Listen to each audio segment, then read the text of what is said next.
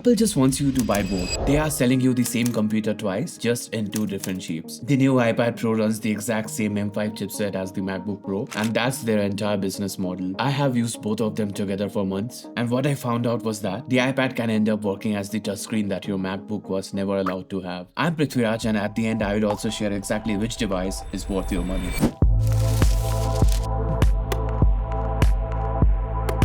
Alright, let's start with the chipset. Apple featured the same M5 chipset on both of these devices. I've tried using the iPad as my laptop, edited my 4K videos on DaVinci Resolve, and have also worked on other stuff like editing photos and music production. And neither of the two devices has ever made me wait while doing my everyday work. There's a catch though. There is no fan inside something as thin as the iPad Pro. So for heavier workloads like exporting long videos, my MacBook handles that much better. Now coming to the displays, it's a bit interesting here. The iPad features a tandem OLED panel, whereas the MacBook has mini LED, both of which run at 120Hz, and they both look absolutely incredible. I watch movies on my iPad at night and the blacks are just perfect. The same with my MacBook. The HDR looks unreal when I'm color grading. The iPad of course has the better display among the two, since it was purposefully built for that. But that's not really why people choose one over the other, which brings us to the price, and the iPad definitely looks much cheaper. But once you add the Magic Keyboard and the Apple Pencil Pro, the price will start climbing up. By the time you're set up, your iPad will end up costing very close to your MacBook, and sometimes even more. That is the entire business plan. Apple prices them apart on paper, but the moment you actually kit one out, that price gap will disappear.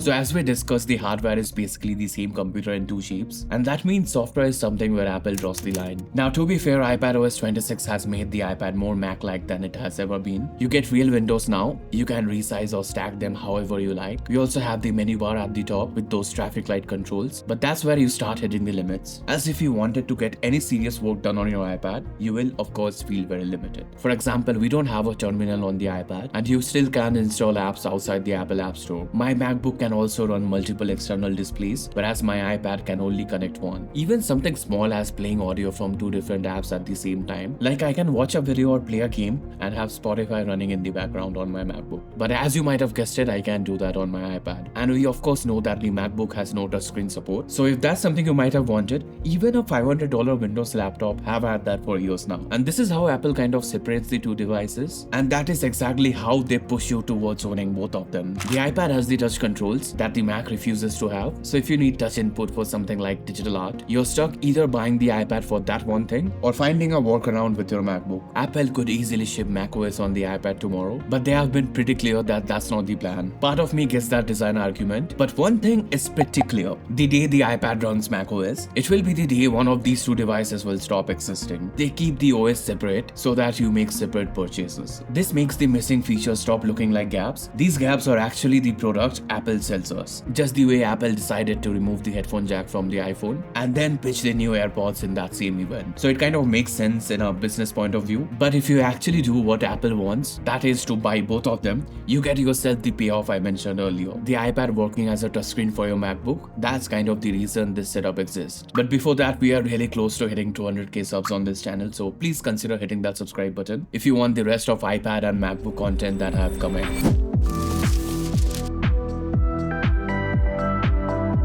Alright, Apple calls all of this continuity, and every single one of these features has the same dual purpose. On the surface, it makes your life easier, but underneath that, it trains you to feel like each device is incomplete without the other. And as I expected, it starts with the simple stuff, after which we will talk about the touchscreen MacBook setup. But first, the universal copy. Just copy something on your iPad, and then you can simply paste that on your MacBook. And I really love how smooth this is. AirDrop and iCloud Sync of course needs no introduction, so my photos, notes, and my desktop files are identical on both. Each one of these on its own is small but really effective convenience. So you slowly start to get this feeling that they are only one device. But the best part is of course the sidecar. And this is something I really want to applaud Apple for. As we all know, the MacBook does not have a touchscreen. But if you connect the iPad using sidecar, you now have a touchscreen MacBook. And that is simply lovely. Sidecar basically turns your iPad into a full second monitor for your MacBook, and that too completely wireless. So I'm saying this from my experience, having a dual monitor setup is a big step up for your production. productivity. I have a dual monitor setup on every device of mine, my iMac setup as well as my Windows gaming PC. It becomes so much easier to work with when you have that extra screen real estate. And of course, when I'm traveling, this is a game changer. And what's amazing is that the Apple Pencil still works while it's acting as your second monitor. Hence, when I'm working on a thumbnail in Photoshop and I would like to draw stuff like an arrow for my thumbnail, I can directly do that using my Apple Pencil with the iPad instead of connecting a pen tablet like those Wacom tablets that we use. Or maybe when I'm taking some quick notes directly inside my favorite notes app on my MacBook instead of writing it on my iPad and waiting for them to sync. You can also place the iPad next to your MacBook and your Mac's cursor can simply take control of your iPad as well, even when they are not connected via sidecar. So at no point did any of that feel like using two different computers. It will start feeling like one machine that happens to exist in two pieces. And that right there is the entire strategy in one single feature. Cause these were never really convenience features. Instead, they're actually retention features. And once you have used them, an iPad on its own can often feel like it's missing its other half. And you might have heard this saying somewhere that once you get inside the Apple ecosystem, you can never switch back to a Windows laptop. And I get that now, as you wouldn't just be replacing the hardware, you'll rather be tearing out the habits and workflows that your whole day is built around. And that's brilliant cause it never felt like a lock-in contract, it just feels like everything just works.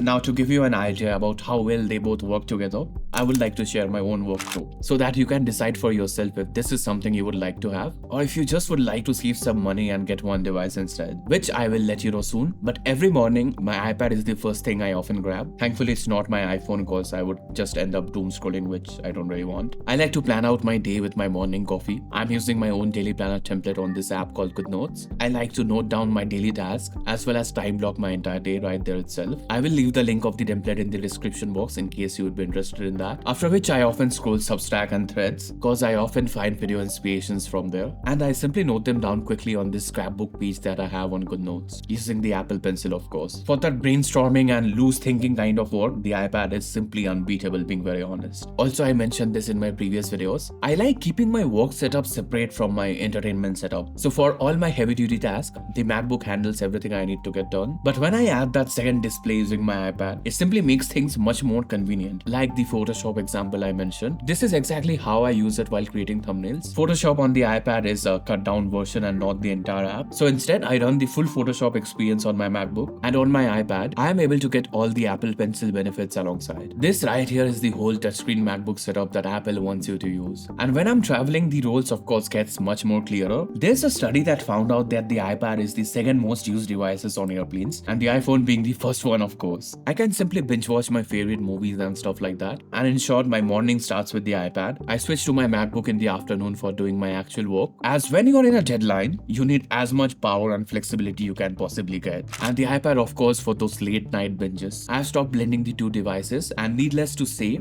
I love using them just like that. Alright, now I want to be completely straight with you about something. None of this proves that I needed both of them. And if I'm honest, either of these can easily cover maybe 80% of my day on its own. Basically, Apple made these two so connected that having both of them just feels normal, not extra once you have got used to it. That's the whole trick. The hardware makes you think you gotta pick one, but the software makes sure that even if you do pick one, the other one is still tempting you to grab that as well.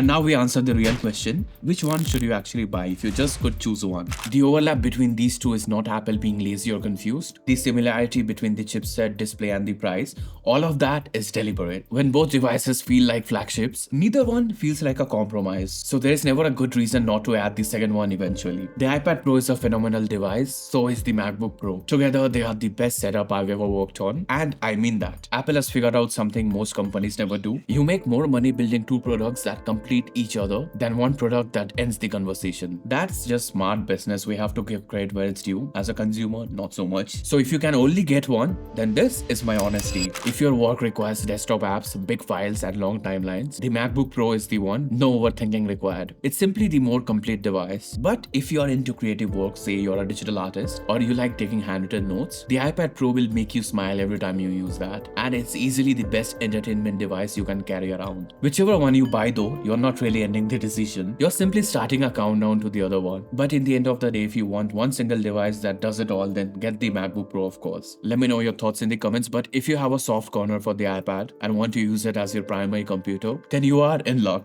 I have literally used the iPad as my desktop setup, so if you'd be interested in that, then click here on this video, and over there I've shared how I've been using my iPad as my primary computer, as well as all the accessories that I use along with it. See you there.